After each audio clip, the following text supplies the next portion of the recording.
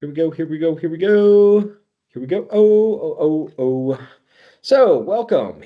Here we are again with the album cover project within Adobe Illustrator that we're working on right now. And what I'm going to be doing tonight is starting my painting within Adobe Illustrator, starting the illustration. In the previous video, we talked all things text, fonts, typography, lockups, layout. If you haven't, please make sure that you go and check that out, especially if you are primarily an illustrator or a digital painter.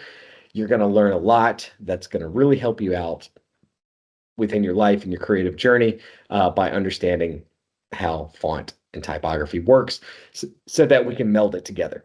And what we're seeing here on the screen right now are my two sketches. I said this before we started the video, but these two sketches here are actually real world paintings that I'm working on. So I'm a little stuck on the paintings right now. And I'm being timid and I'm kind of just looking at them and avoiding them. And I had a similar situation to this happen to me when I lived in China many moons ago. And I think I like went to China with chalk pastels. I packed those in my bag, and I even brought like my own paper over there also. And I was going to do this awesome like chalk pastel like painting or rendering, and I got stuck on it. And when I was working at the university over there, I had this huge sheet of paper. I was in a very small kind of like extended stay hotel room for a year. And in the kitchenette area and the computer area of this very small room, I took this huge sheet of paper and I taped it to the ground. So every day when I wanted to make breakfast, make some coffee, sit at my computer, do anything in this small living room area, I had to step around the this painting that I was this pastel work that I was working on. And I stepped over this darn painting for like an entire year. Try and bring it up, see if we can't find it. I'm sure it's somewhere within my portfolio. But so while I was stepping over this painting, I got so sick, man, of just not I couldn't like get to the next step on it. And so finally, one night I sat down and I did a digital painting of it. And in that one evening, um, a couple hours in, got into the flow state. I was working within Photoshop and I was able to, here it is, go through and correct what wasn't working. So I had the Monkey King on a hoverboard, but I was having trouble with the city in the background. I was rendering the city too realistically, and it would have looked fine, but it was just boring. It wasn't interesting in any kind of way. And so by going digital, I was able to change the colors, change the design of the city, mess around with it an awful lot, and then finally come up with a solution that actually worked. And then I was able to make it through and then finish up the pastel piece in like no time at all.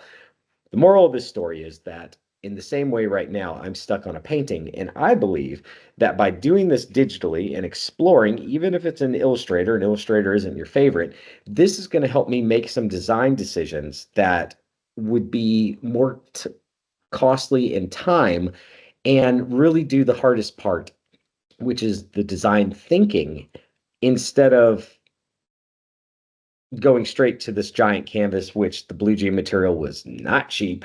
It cost way more money than I thought it would, but I think the result's going to be cool. So these are the two sketches that I'm using on the canvas. There's a slight change on the cover. The cowboy riding up on the horse over here is going to get moved over to the right-hand side. Everything else pretty much stays the same. These are the same reference images that I'm using on the painting as well. So yeah, the colors are going to match. And what I want to do is show you guys how I use Adobe Illustrator. Just like Adobe Photoshop, it is a creative tool. So there's going to be other artists, other creatives on the internet who use Illustrator in a completely different way. They've got a different methodology and working way to be able to do it. Here's how Illustrator has worked within my creative career and how I use it is what I can share with you. That being said, Illustrator is that one program that, man, people find crazy little ways to be able to make patterns or circular designs and like repeat and rotate different shapes. And they love to make TikToks or short reel videos or quick little, 30-second, oh, did you know you can do this in Illustrator videos? They are all over the internet. I'd recommend go check some of those out. They're quick. I save them all the time. I think you'll probably start doing the same thing if it comes up on your algorithm. But as cool as those things are, I've never used any of them. I've never had like a use case where I sit down and I'm like, okay, this is the design result that I want. Oh, thank goodness I saved that one TikTok a year ago with this like super niche like Illustrator trick to help me understand what it is to get over this problem.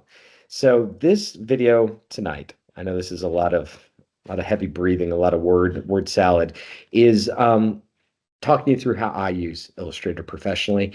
And big surprise if you've watched or seen any of the other videos or been tuning into these lectures, the method is the same. So my working process, get a good, well-developed sketch.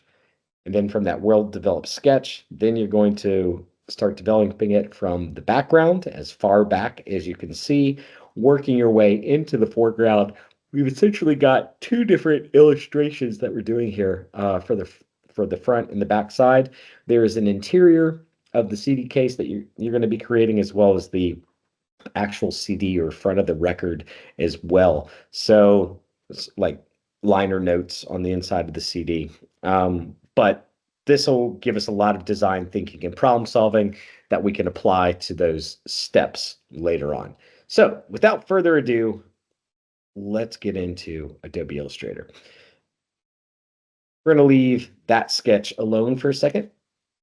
She's secondary. And first thing I start off, I hit P on the keyboard, and I'm going to go in and I'm just going to start tracing out this scene. So I don't want to have to like line my lines up perfectly each time. That's going to be a nightmare for me. So I'm going to start with just real simple blue jean color.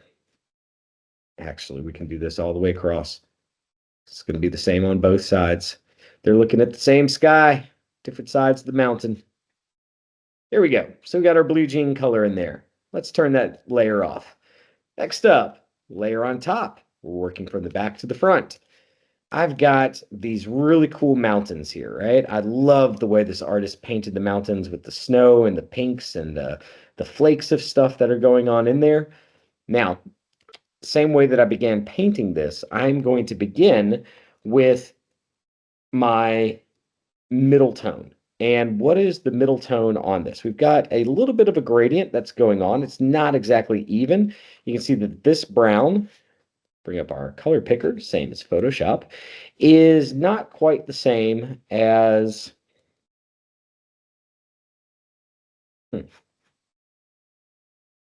this brown. They're different from one another. So I think that's a good spot for us to be able to begin. If you can see, we've also got some teals that are going on in this thing and some burnt umber that's going on. And before we even get up into the pinks within these mountains, there's also quite a variety of pinks in there also. So I'm going to start with just this middle brown color, and then we're going to start building up our layers. And I think that'll lead us nicely into the gradient tool within Adobe Illustrator.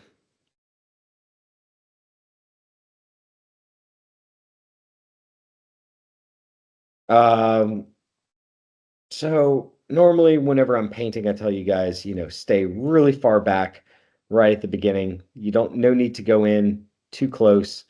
Yeah, just kidding. Within Adobe Illustrator, a little different. It actually does matter going in close. But this is mountains. This is good abstract stuff. There isn't necessarily a right and wrong way to be able to do this. I'm being mindful because I know that I'm going to be recreating and drawing back over some of this stuff with with that pen tool and adding that pink in here later on. So just thinking about how many different points I'm putting down here.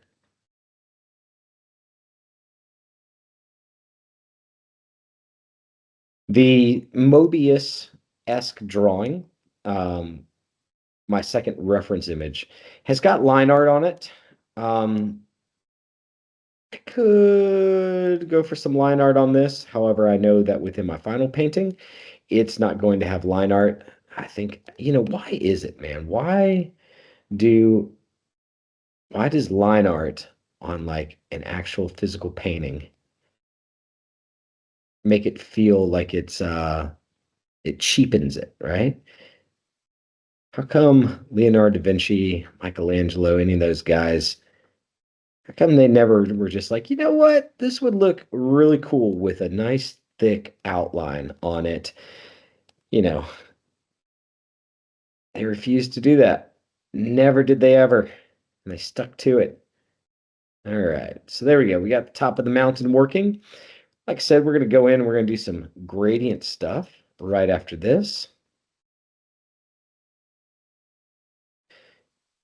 So the gradient tool, just like within Adobe Photoshop, if you paint everything with the fuzzy brush and overuse this gradient tool that I'm about to demo, your painting is going to look weak. It's going to look unfinished. It's going to look like you didn't try very hard on it. So be careful with that. All right. So the gradient tool within Illustrator, you've got a couple different options here. So I've got my properties bar open and pulled out. You can find it under Window, Properties. There you go. If you're missing it. And you can see that the properties that when we select the gradient tool that it's giving us is fill. It can also have a stroke on it. You can change the opacity of that fill, but we're going to switch this over to a gradient. And when we do, Illustrator, let's go. Come on. There it is. There she is. Has created perhaps the most frustrating tool uh, ever invented within any drawing program. So it's just unwieldy. It's huge. And getting it, man, to do what you want it to do is not fun. So there it is. Here is our out of the box gradient tool. And what are we seeing here? We've got two colors, one, two. If I want to change those colors,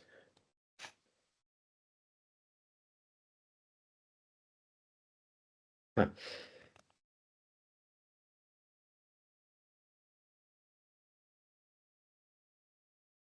we're going to have to add some swatches. Edit the gradient. Yeah, there she is. All right. So within here, that was like 4 different clicks to be able to get to an alternative color. Let me show you that again. So I've got my object selected. I can go to edit gradient. Now it's back up. I'm clicking on one of my colors. And when I do that, double click on it. At first, it's going to give you this thing, which, my God, if that's not the most annoying color picker you've ever seen in your entire life, nobody wants that. No one likes this. I'm still not entirely sure, we're in CMKY right now, why this color picker is even still an option. It's miserable trying to pick the exact color or hue that you're looking for. From there, you've got all your swatches that you may or may not have loaded into your scene yet. This is great if your company has got set colors, they'll already be in there, but we're painting and we're trying to explore within Adobe Illustrator. Finally, your third option, when you double click inside of this weird unwielding gradient tool, am I scaring you guys off from Illustrator yet? Um, you get the eyedropper, and then that allows you to be able to pick your colors the um, from the reference image. All right, so the gradient tool. Let's get back into it. We've got a square at the bottom. totally unintuitive, but this is what allows you to be able to rotate your gradient tool. So if it comes in vertical or horizontal, excuse me, look for the square. The circle up at the top, not nearly as useful, doesn't do much. It just allows you to be able to move that darn gradient tool, which you can do any other way. But yeah, for whatever reason, you have to go to this little tiny square and hover on it just perfectly. And the square is what allows you to be able to change everything. Why? Circle at the top doesn't allow you to be able to change everything. I have no idea. It's not an intuitive icon. It rotating with it takes you like a couple seconds to be able to get your cursor just in the right place. I abhor this thing. I don't like it at all. All right. Now, if we want to add another color to this gradient.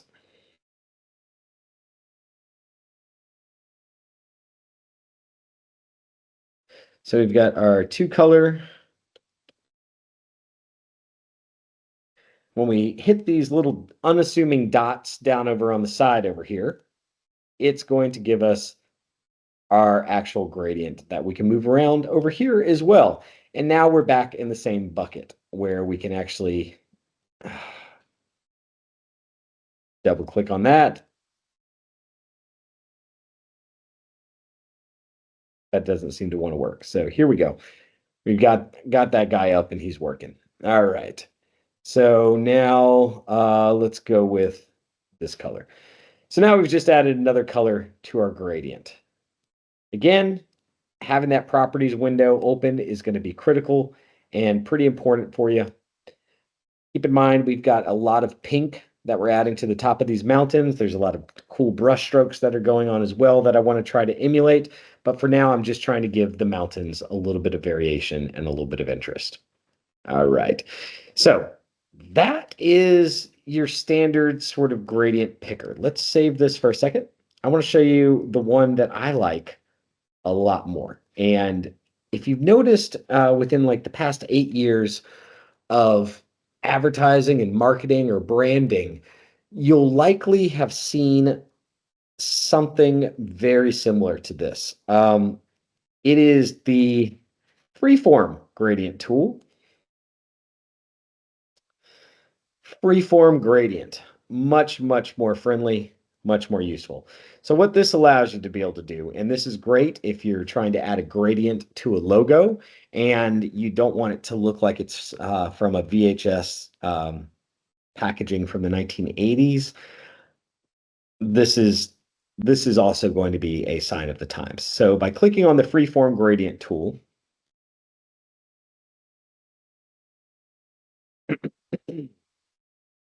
I've never clicked on lines before. Nope, points. All right. What this allows me to be able to do is grab each one of these little items here. You notice when I circle over it, I've got a wheel. I should be able to make that wheel. Nope. Control Z.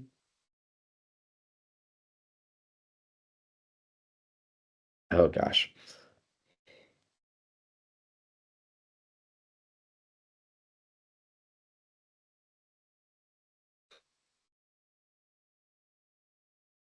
There it is. So don't hit DL, DEL. Hit the backspace. There it goes. And by hovering over the wheel and getting your pen and your mouse directly on that little tiny circle allows you to be able to move the size of that dotted line, which is going to affect the scale of your gradient. So you can make it really small or you can make it really large. But where this becomes cool. So let's take this guy. We're going to have that color loaded. And anywhere that I click is going to create a duplicate of that color. So now all of a sudden I can start to really, in some interesting ways, paint with this scene. So we're going to take that guy again, drop another one up here. We're pretending that this is sort of light on our shot.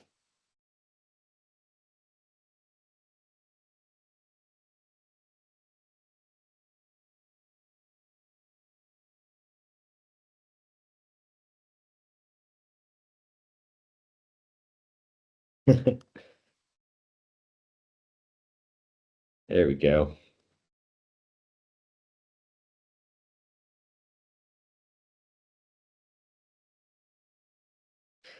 Now we've got this little color pretending that the light is moving further away.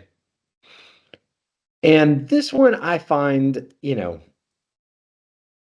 as someone who doesn't think in vector, to be a lot more intuitive and a lot more fun to work with.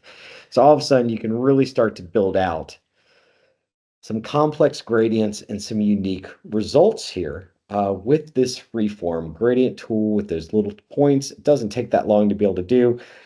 It's been out for about 8 years, so people can definitely recognize it when you're using it. If you overuse it the way that I am, it's going to create some strange sort of starburst and messy results. But you can see that just that quickly, we were able to get a much more complicated result from the gradient tool than we could when we were using the traditional line gradient tool. All right. And again, so much of this working with the gradient tool within Illustrator is going back within that properties bar and really using it.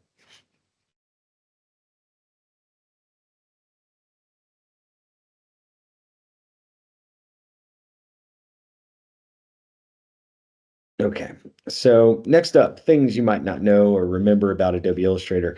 You can click on an object. Again, this is why I like to have that properties bar out and sort of next to my workspace because I end up using it so often. Not really using any of the text tools right now. So anything that I'm not using, I'm going to try and stash it away. But the properties tool gets used quite a bit. So if I'm trying to paint in here and I want to be able to go back and see my underpainting, my sketch, then the opacity lives when you click on the object within the properties. You've also got the opacity up here at the top to be able to shift, but either way, whichever one's closer, I just have gotten real used and trained to using this properties window and holding on to it for dear life when I'm working in Illustrator. Okay, so I'm going to turn down the opacity here and let's go in and let's just give a little bit more form to these mountains. That's sort of the color blocking and my first pass here on the mountains, right? So we've got the background, we've got the mountains that are coming in. Now I want to do some that are just a little bit closer. And those guys, we're going to start with this dark teal color here. Now, I like that. And then it's also got the blue. So we want to bring in some of this, this deep teal within the mountains, a little bit closer within the foreground, just to give a little bit more breakage to the space. So I've created a new layer, hit P on the keyboard, and back to my pen tool, and let's go.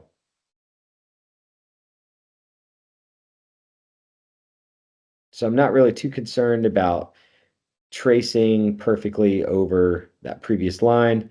It will snap and try to match itself as much as it can, but if you've been bending or warping with the pen tool, it can be a little bit hard to get back to it. All right, so now we got our previous line. If you run into a situation here where you can't quite see your sketch because the new piece that you're making is covering it up, just click that little double arrow here to switch a do, and that'll bring you back over to the stroke for just a second and remove the fill, and it becomes a lot faster for me to be able to work through it. All right, getting this quick little hill here. All right, and finish that one off. Let's leave it there. And we said again, we want this to have some of that dark teal in there. So we're back to our gradient tool. Add that gradient, tell it what kind of gradient you want it to have. Look at this unwielding thing. Why does it show up like that? All right. We're just going to redraw it. Remember, the square at the bottom allows you to be able to rotate and change the size of that gradient. Got my color. Let's zoom out. So I'm clicking the magnifying glass, holding down Alt to be able to zoom out quickly. We've got our base color in there.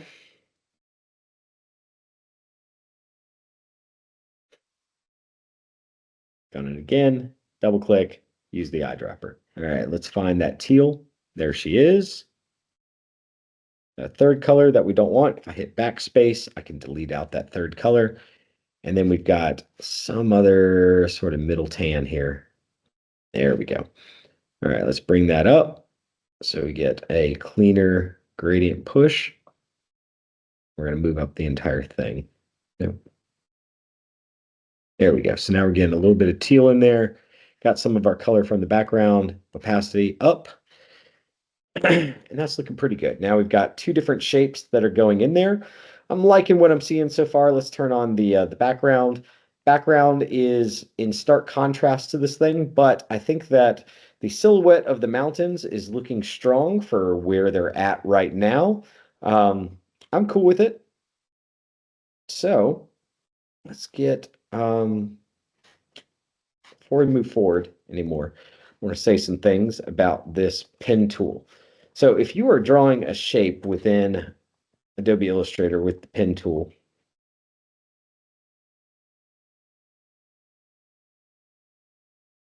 you're going to start, left click, drag, you get the two little handles from your initial point. All right, so just start with one, hold down on your next point that you make, and now you can start to bend whichever way that line or that shape's going to come out. It's nice. You know, why the pen tool within Photoshop uh, doesn't have this feature after all these years and is not as easy to use, I'm not entirely sure. Okay, so there's our pen tool.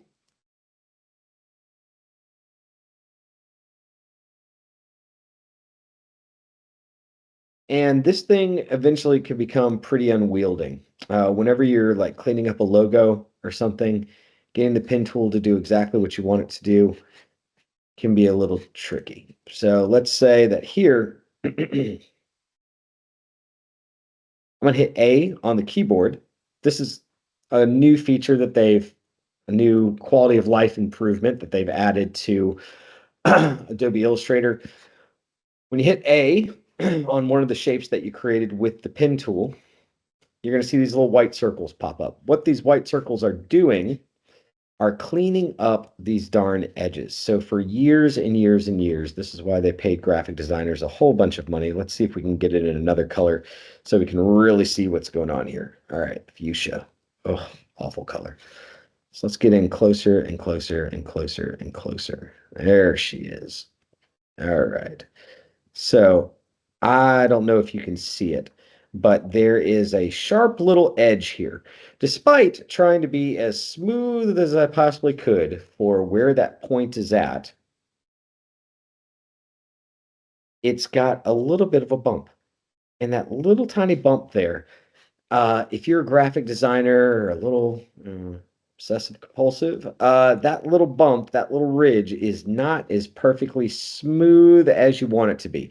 You had a shape in your mind, and now all of a sudden, in the past, what you'd end up doing is hitting the A button or clicking on the white arrow.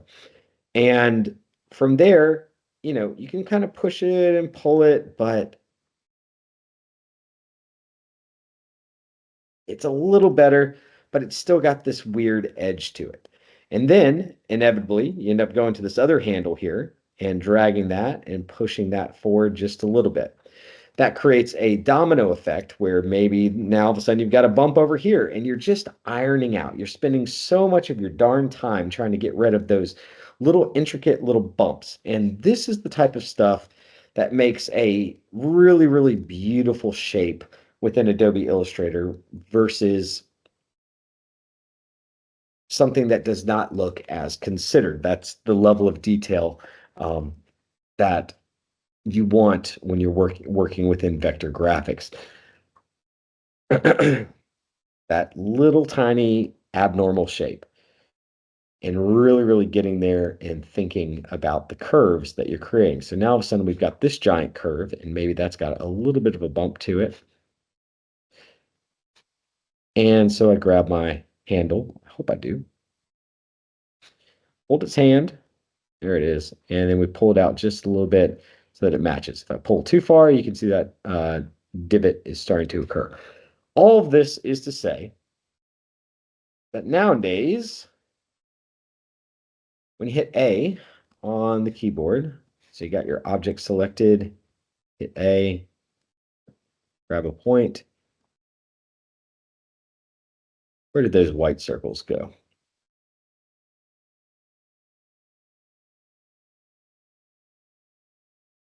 Those white circles are going to allow for smoothing on any of the shapes that you're creating.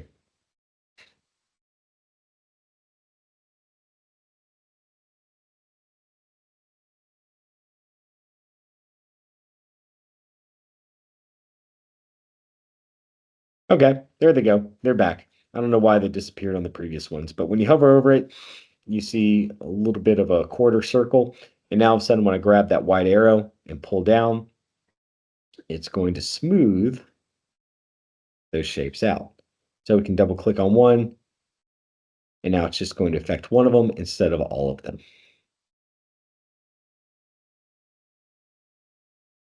That's really, really nice and helpful. It usually creates a very clean result. The problem is that it also creates more vector points in here. So be aware of that. Don't overuse it. But yeah, it'll allow you to be able to create some pretty unique shapes. I kind of like that shape. A little heart. Maybe we'll save it as a cloud. Okay. So there we go. The vector tool, pushing and pulling with the pens.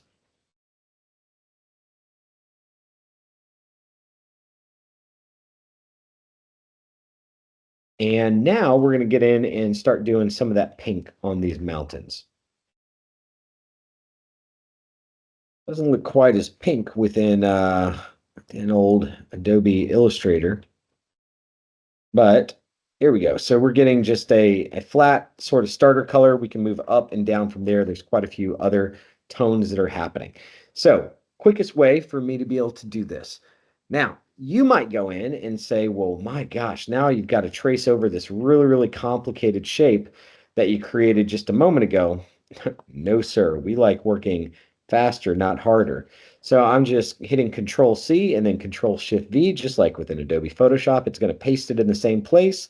And what I'm going to do next is I'm going to change the entire color of all that stuff. So for now, I've got the exact same ridge line that I created just a moment ago. And now I'm going to start pulling this stuff up. You can also delete some of them out.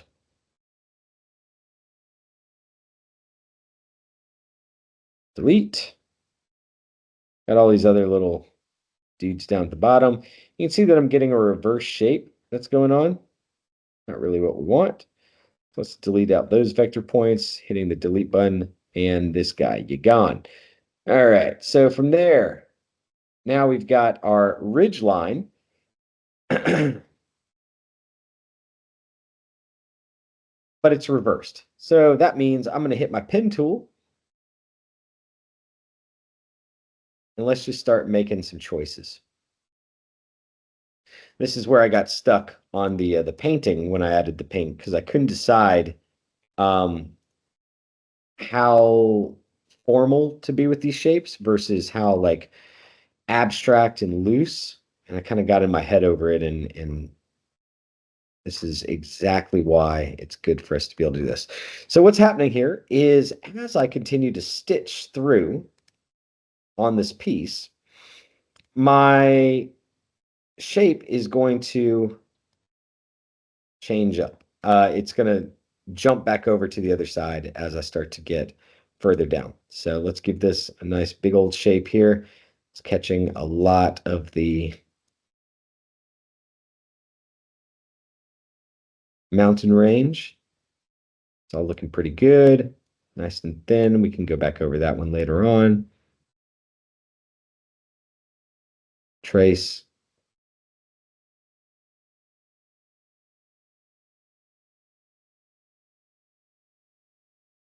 There it goes. Should be about ready to jump back over here in just a moment.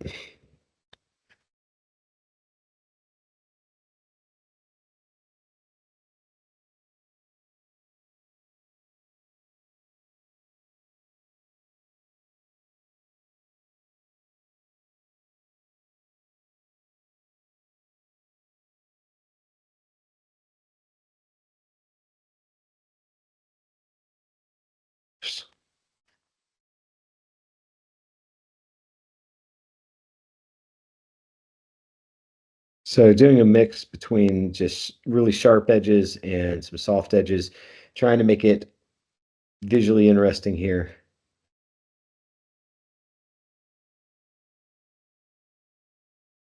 And thinking about the same shapes that are being used on that mountain range. Here we go. There might be a little bit of cleanup that needs to happen, but for the most part, feeling pretty good about it. And switches. There we go. Ta-da. So just that quick, we've got a top layer that matches, or a top line that matches that mountain range from before.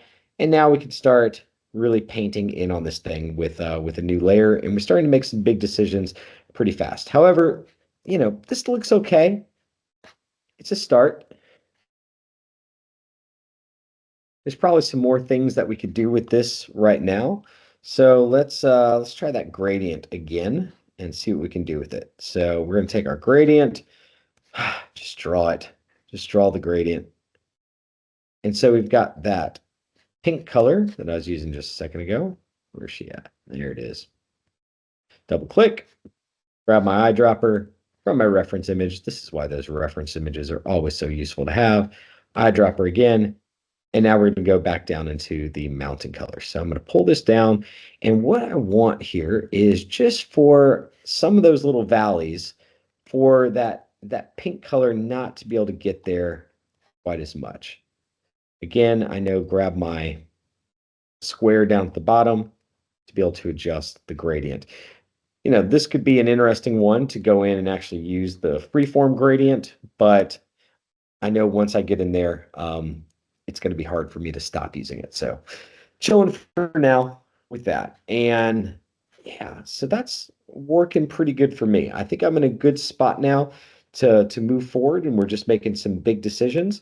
But what's going to make this painting work and what's going to sell it is those little details.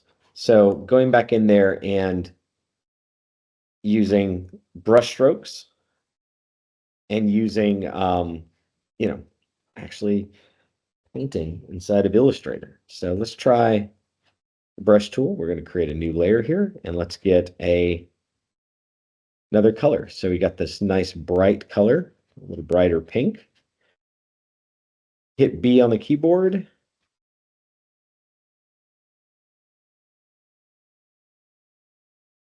You're going to see that you're not entirely able to use the brush right away. You can use the brush blob tool.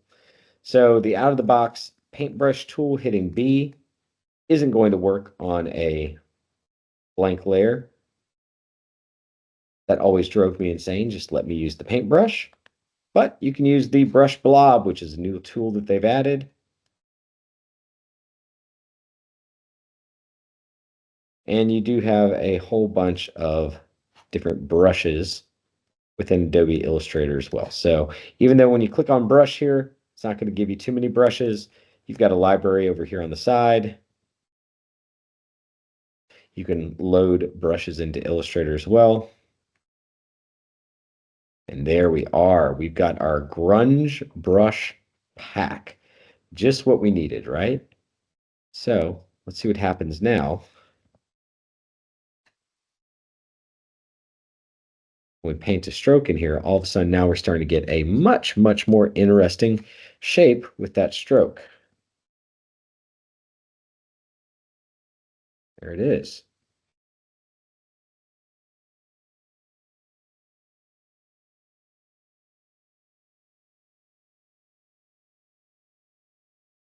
All right, so that's a great way to be able to go in and quickly add some quick little shapes within there. If you can tame it and get it to behave.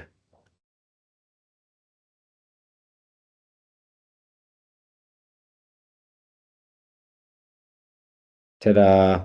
All right, so just real quick now, we're starting to get some more interesting shapes and patterns within Illustrator, bringing us closer to Photoshop and getting us away from just this sterile super clean line stuff that's going on everywhere. This is still a vector, so you can scale this up. You can print it out at any size or scale that you want to. And yeah, man, just like with some of the other projects that you see me work through here, I'm going to continue to work through the various layers. This is, I think, enough for the starter pack here to get you going within Adobe Illustrator, hinting at the blob paint using the library for the stored brushes to be able to get some unique and interesting results. But I want you guys to explore, get creative within Adobe Illustrator, and understand that, something like this, it takes a while, right? It takes a good long while to be able to create something like this. It can be done. Go in and under the blob tool, should also have our pencil tool, which we can 100% draw with. And you, again, with those properties, you can change the stroke size. You can also click on the stroke, and this will allow you to be able to change the profile to where all of a sudden you're getting a tapered stroke or the one little bow tie stroke. That's going to make it thick and thin the way that you want it to be.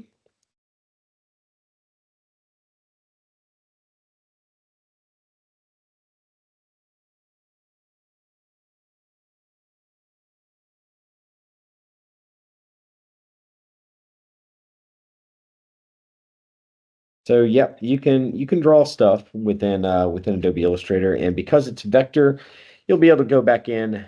It'll give you those same tools to where you can smooth things out. You can push and pull stuff, and I think that it's easy to run back to Photoshop because Photoshop is what we know and what we're used to, but there's embrace the creative exploration of Adobe Illustrator and understand that, this is not a program that you use all the time, but this is a great project for you to be able to have your own interpretation of it. If, you know, you're trying to create something like this, again, there's a lot of small little details and brushwork and line work and things that are happening here. Um, it takes time. It can be done, but stay open to moving in a new direction if something interesting comes up with within Adobe Illustrator and you're like, "Oh, I like that. That's interesting. I wasn't expecting that to happen." Stay fluid with it. And I think you're going to be all right. So that's the start here. I might pause this for the narration, keep painting, and then like speed it up so that you can just kind of see me just painting really fast for the rest to find out where we end up at. All right. Thanks for checking it and looking forward to seeing where this goes next.